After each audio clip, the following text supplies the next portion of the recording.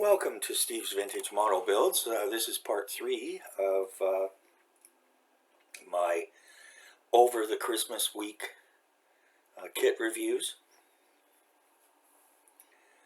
I think going to be ending up, it'll be a total of 4 videos. Thanks to everyone for joining me. Thanks to all my subscribers. I just checked, I'm up to 199. So I don't do this for subscribers. The channel will never be monetized. But it's nice to know that people think enough of what I'm doing to subscribe. And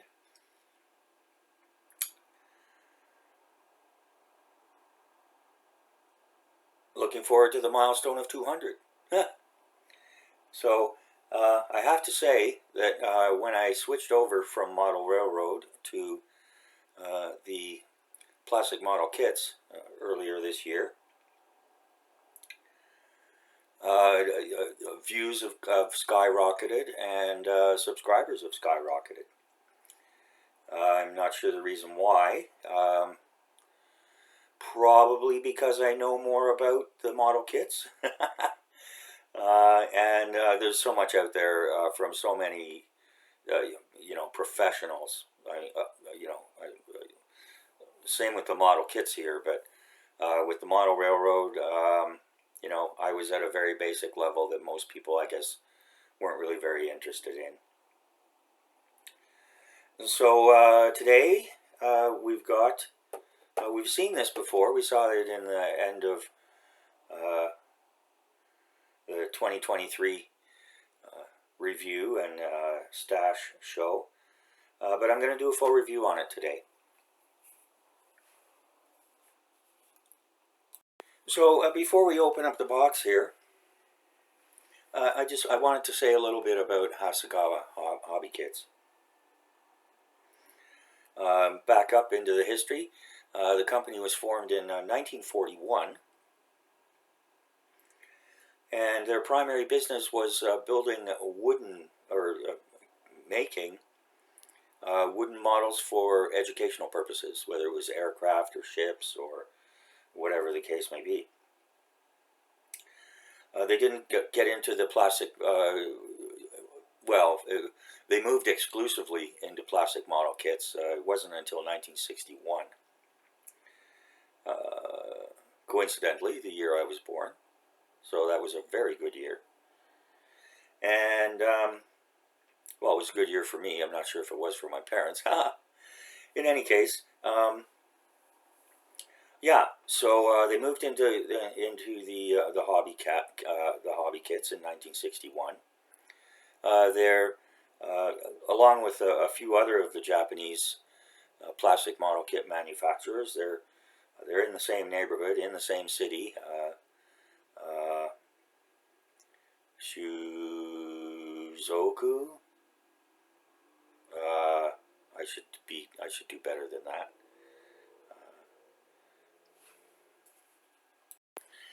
Shizuoka, Japan. And I was in a chat yesterday. My wife and I were planning to go to the Philippines for a couple of months over Christmas next year. And one of my goals is to head over to Japan, hopefully with my brothers-in-law.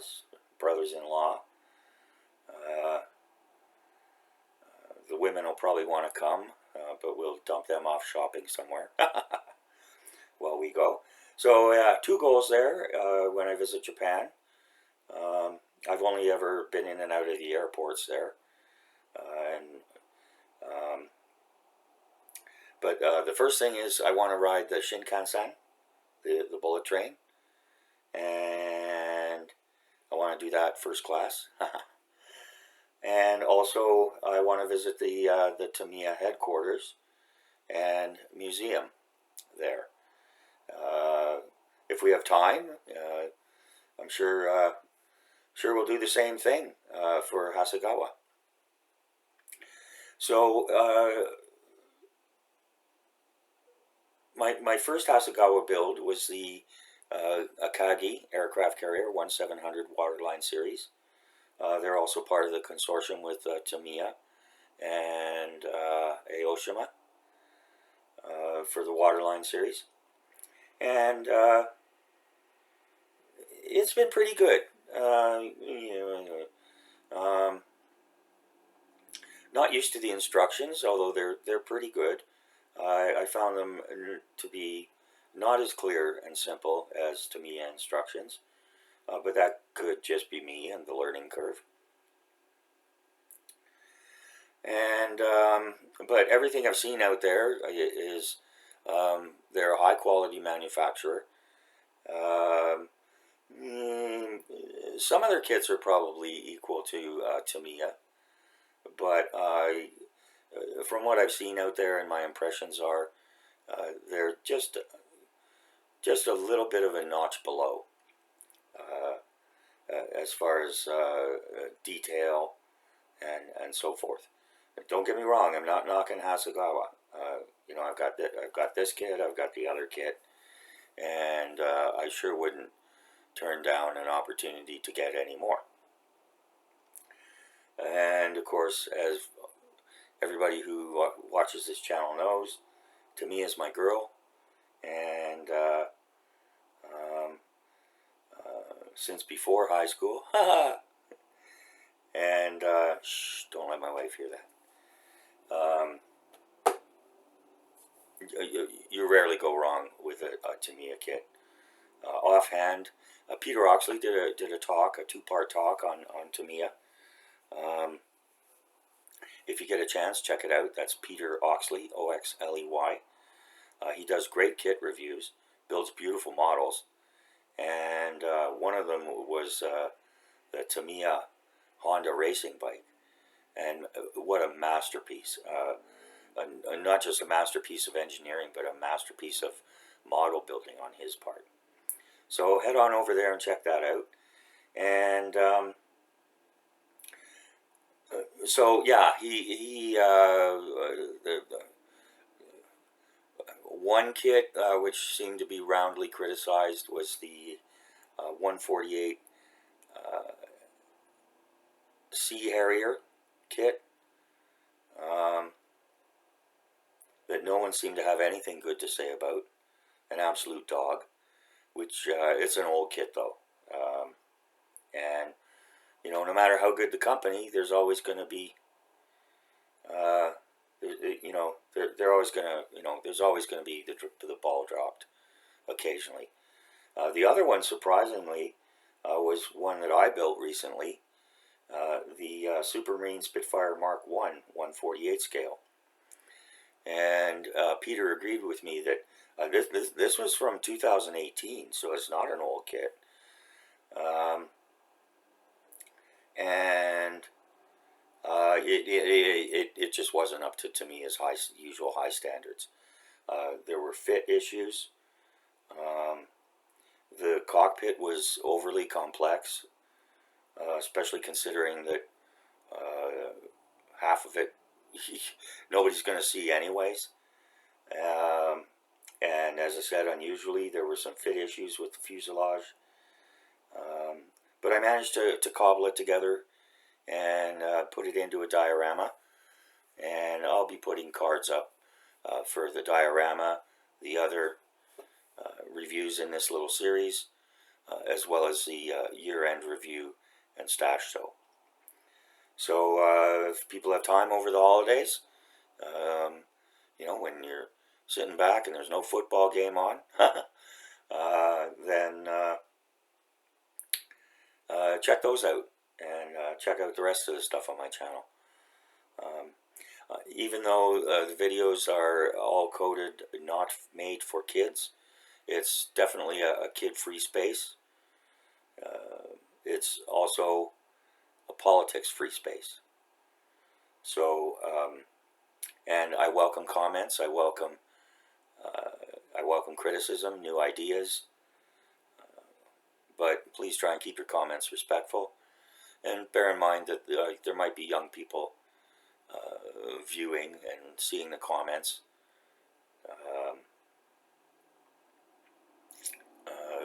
it wouldn't be appropriate for them.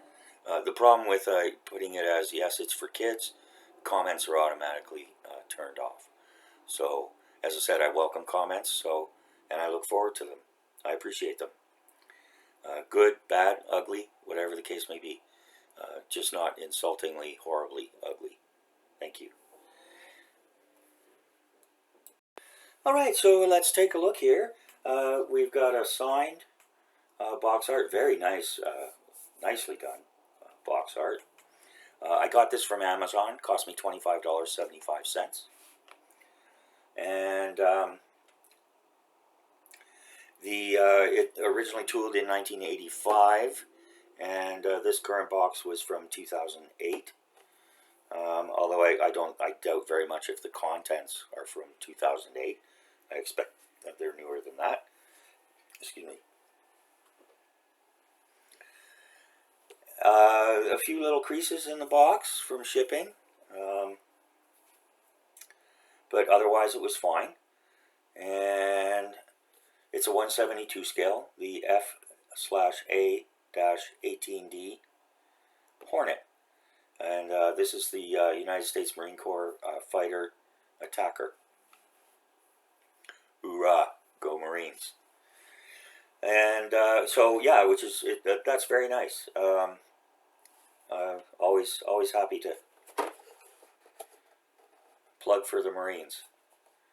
Okay, so here we have a very nice profile of the completed model kit on the side of the box. It is Hasegawa catalog number 00439. Note on the side here, contains parts for one model, paint and glue not included, with English instructions, which is nice, because they're not always English instructions. That lovely Mania Hobbies, Nakajima Kate, the 2 model set from way back in the 70s. Those instructions were all in Japanese.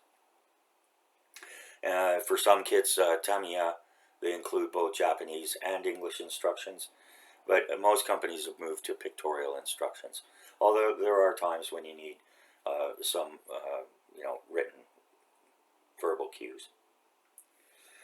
Okay, so let's crack her open and take a look.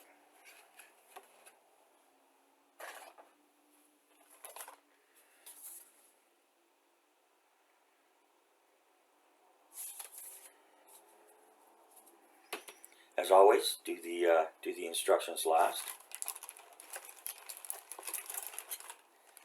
This is actually my second go on this video, so the bags have all been opened. Unfortunately, there were some problems with the first one, and it wasn't up to. Well, it just wasn't good enough to publish. Simple as that. Okay, so here we go. So we're going to open this up here.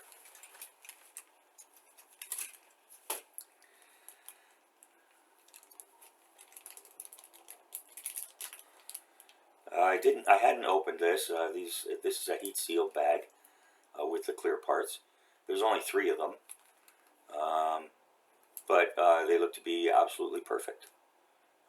No problems. Panel lines look a little faint, and there's a little bit of flash, but otherwise look pretty good. So there it is.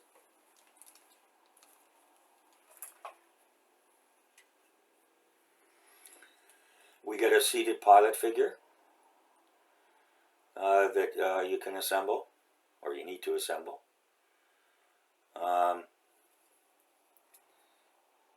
Detail's pretty good for the most part. Although, I've noticed with the Hasegawa plastic, it's, I don't know, it's, it doesn't seem to be quite as high quality as the Tamiya plastic is. It seems a bit softer, and although the molding is nice, there's nice detail here, panel lines and so forth. It just seems a little kind of fuzzy to me, but that could just be me. In addition, we also have a standing pilot, which is a very nice touch. That's a quarter bonus point right there. He looks to be complete, and again with some fairly nice detail. But nowhere near Tamiya quality on the figures. Few match Tamiya quality on their figures. It's ICM's starting to give them a run for their money, but they're still not quite there yet. Okay, so we get the upper half of the fuselage, and again, nice detail, nice panel markings. You get missiles.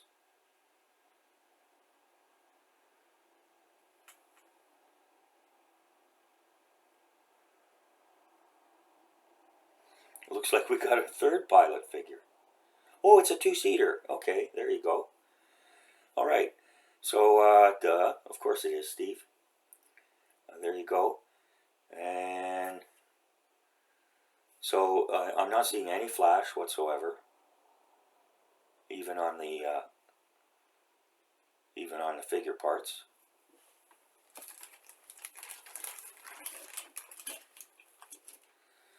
Lower half of the fuselage, nose cone, wheels. Wheels are pretty basic, but nicely molded.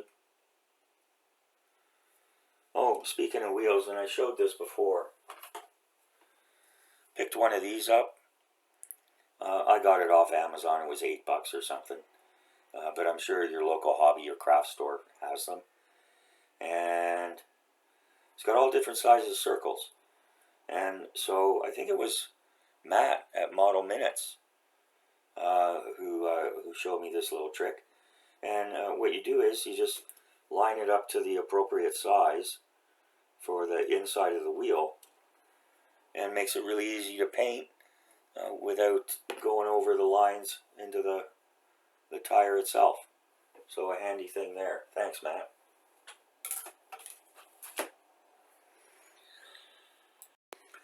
So we've got 4 sprues here, or 5 sprues, plus the clear parts.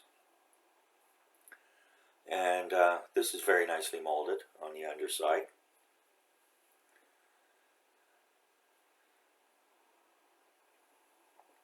No parts bent or broken. Full marks there. This looks like the external fuel tanks.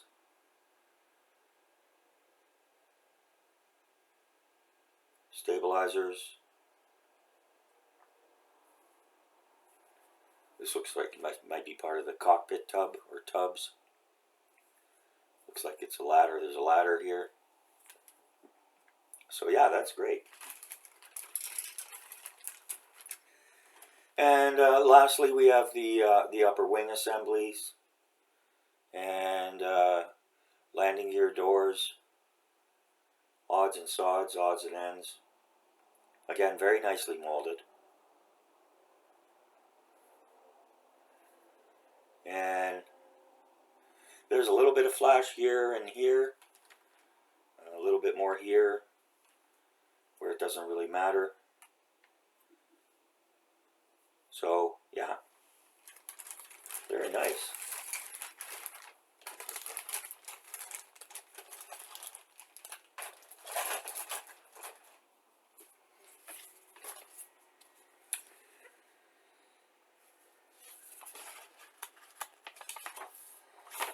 All right, and so like Tamiya, they provide a nice write-up on the service history. This one's fairly extensive. I won't read the whole thing, but I'll just read the F/A-18C Hornet was developed for the United States Navy and Marine Corps as the next generation carrier-borne aircraft fighter and attack aircraft. It was designed to succeed the aging F-4 Phantom and A-7 Corsairs.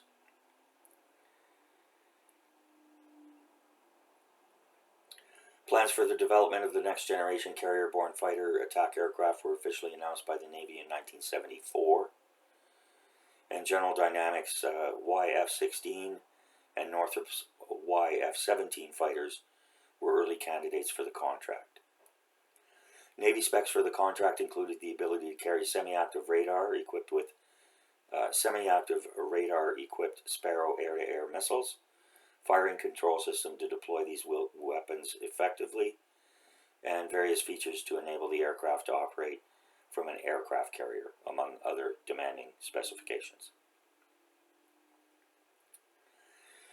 After acceptance trials, the Navy decided that further development of a design incorporating the large size and double-engine features of the YF-17 should be undertaken, with McDonnell Douglas winning the main contract for the project. So Northrop designed it, but McDonnell Douglas got the contract to build it. That's reminiscent of well, we're not going to get into politics. Anyways, Northrop's been screwed more than once by the U.S. government.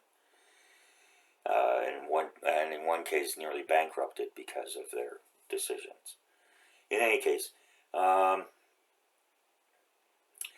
first Hornet prototype was completed on September 13, 1978, and made its maiden flight in November of that year. The Hornet differed from all previous naval aircraft in that it was fully capable of switch hitting between fighter and ground attack combat roles with equal effectiveness. As a result, both the Navy and Marine Corps were able to do away with a table of organization that required separate fighter and ground attack squadrons, and they were able to combine these combat roles instead into VFA, USN, or VMFA, USMC squadrons. For those who don't know, and I just learned the other day, the V designation is fighter aircraft, and VFA is United States Navy, and VMF is United States Marine Corps.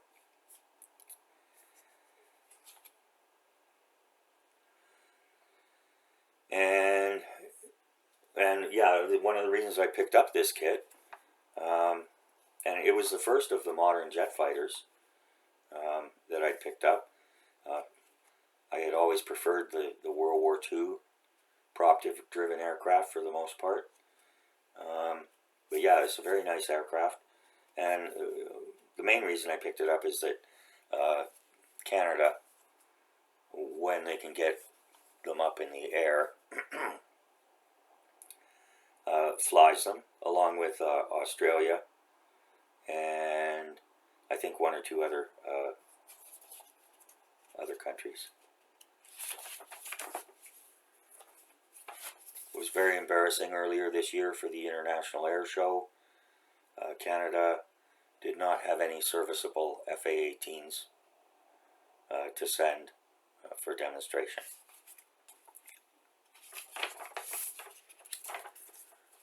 And which is pretty pathetic. In any case, we'll open up the instructions here. We get a nice sprue map, and I don't know, this says for Japanese use only. I guess the English-speaking people aren't included in those little secrets. And they indicate, they shade out parts not needed, which is kind of weird. I don't know why. I never understood why they put parts in the kit that aren't needed, unless it's just cheaper to make the mold that way. I don't know. But yeah, very strange. And they're not just little pieces either. I mean, they like, these two, they look like tail pieces or something. In any case, if anybody out there knows, leave a comment, and I'll be glad to learn that. They quote for Mr. Hobby colors and Creos Aqueous Hobby colors. Mr. Hobby is the dark shaded, and the Creos ones are the light shaded. And they also give you the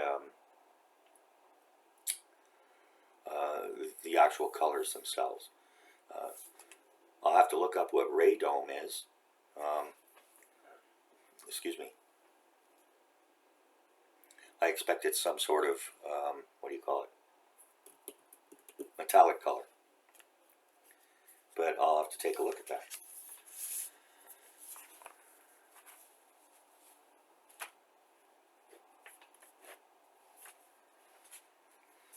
Alright, so as with most model kits, aircraft kits, it starts off with the cockpit tub and the seats. It indicates to apply certain decal here.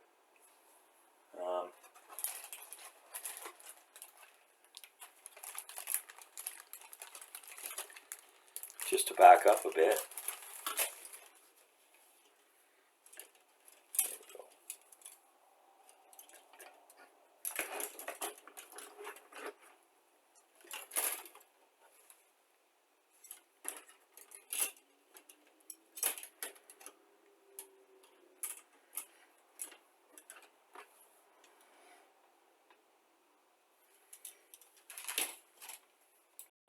Oh, and speaking of parts not used, whether they're designed not to be used or sometimes there's, options, please don't throw them out. If you're like me, and I think most modelers, parts that aren't used, they put them away in a separate parts box or parts container, whatever the case may be. And I have a compartmented box.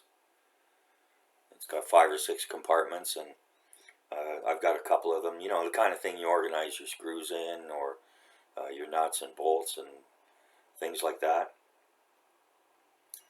And I've got one for each scale, and then each section in the box is for different things, whether it's tail pieces, figures, and especially figures.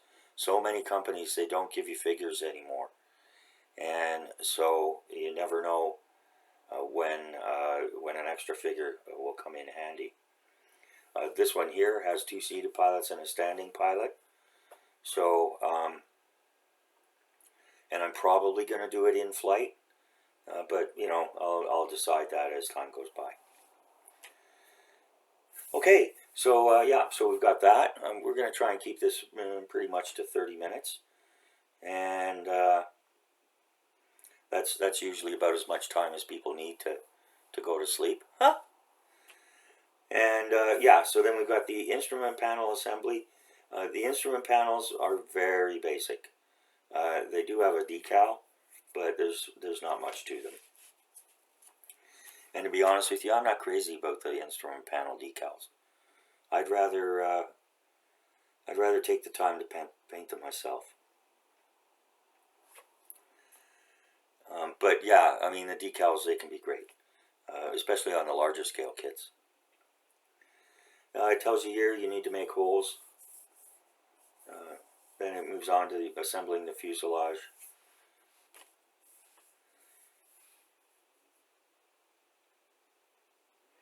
And bit by bit, piece by piece. This is nice. It gives you a face-on view.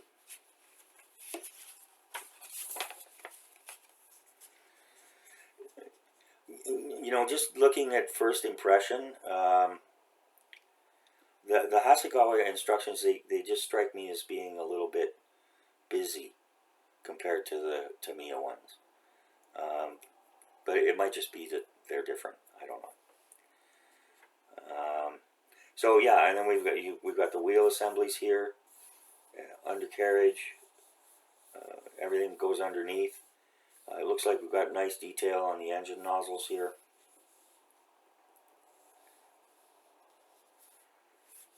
Applying the the clear plastic. I guess you have the option here, open or closed, which is nice.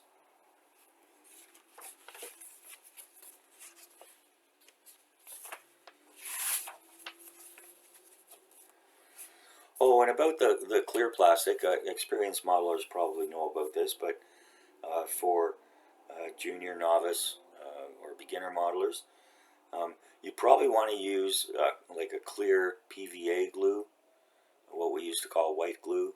For some reason, you're not allowed to call it white glue anymore. Maybe because sometimes it's clear. But even the quote-unquote white glue usually dries clear. There's also Tamiya and a couple of other manufacturers. They make cement specifically for the clear parts. If you don't want to do that, though, my suggestion is get some putty. I use silly putty or something like similar to silly putty. And what you do is you stick it on the end of a toothpick, and you use the putty to stick it to hold the clear plastic part. Then you apply the glue to the body, and then you can just drop it in. That way, you don't get fingerprints and nastiness. Because yeah, I mean, stuff can be buffed out, but once the clear plastic is wrecked, it's usually wrecked. So okay, and last here we've got the armaments, various different armaments, the assembly, and it gives you the various, and this is nice. It gives you the external stores, what type, what version, etc., etc., for those who are real sticklers for accuracy.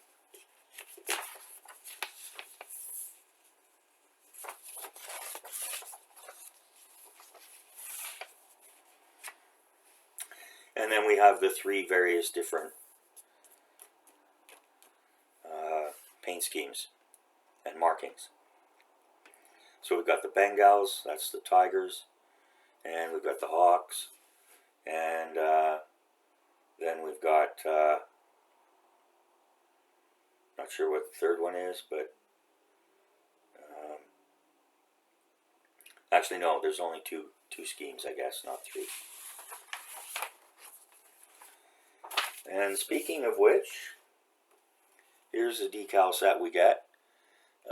They look very nice. They look to be about the same as Tamiya. Maybe not quite as thick. There's nice instrument detail decals here, and all the various different iterations, whatever.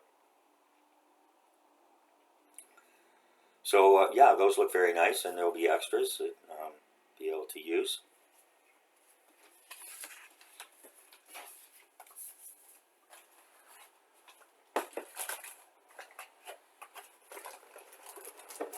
Okay, so hopefully a card comes up that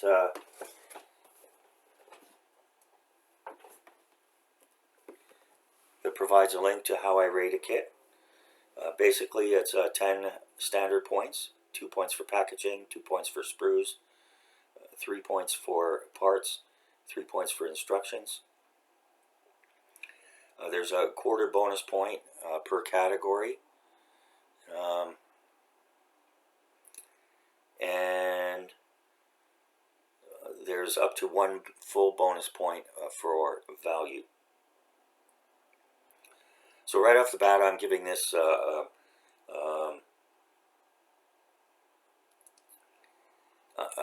half point for value. I mean, $25.75. You get 3 figures. You get a detailed model kit. Hard to go wrong with that. And I'm going to have to knock off a quarter point for the packaging. It was slightly dented, although nothing inside was damaged. There was some internal blistering. The sprues were all perfect. They were complete. There was a quarter point off for that bit of flash.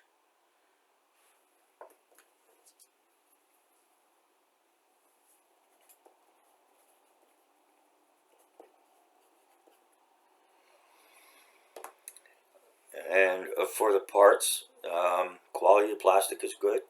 Detail is good. There were no warped or broken parts. The decals are fine. There were no masks or photo etch or aftermarket parts. But that's more in the bonus points category rather than the standard points category. And although I said a quarter point per category for the wow factor, I'm going to give half a point for the 3 figures. That's certainly a big bonus.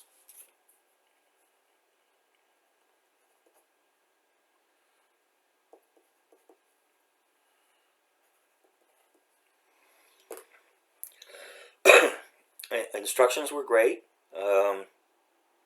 I'm gonna have to knock off a quarter point because there's no color illustration.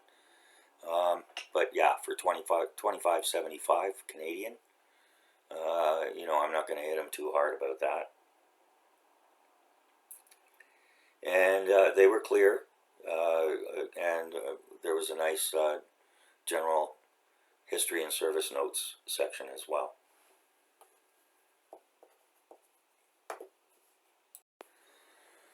Okay, so that gives it a 10.5 out of possible 12, which is very respectable. One of the higher ratings I've given a kit. So overall, I'm pretty impressed. So I lied a bit. We're a little over 37 minutes here, but I hope everyone enjoyed the video, and I hope everyone has a safe and happy holidays. And just touching on that, our hobby is a great hobby, and there's a great community out there. People who are caring, sharing, supportive. There's always a few nasties out there, but for the most part, everybody's great. And around this time of year, things can be difficult for some people. They can be lonely, missing loved ones, whatever the case may be.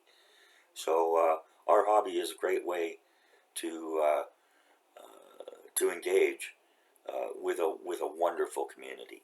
So, and although it's mostly white guys around my age, or certainly in the 45 to 70 range, there are a few girls out there, and it's always a delight when we have one of the ladies join us. They tend to be very knowledgeable and very passionate about the hobby as well. So thanks to everyone, and I'm going to say thanks in advance for 200 subscribers. Wishful thinking. One more to go. And so again, I hope everyone enjoys what I do here.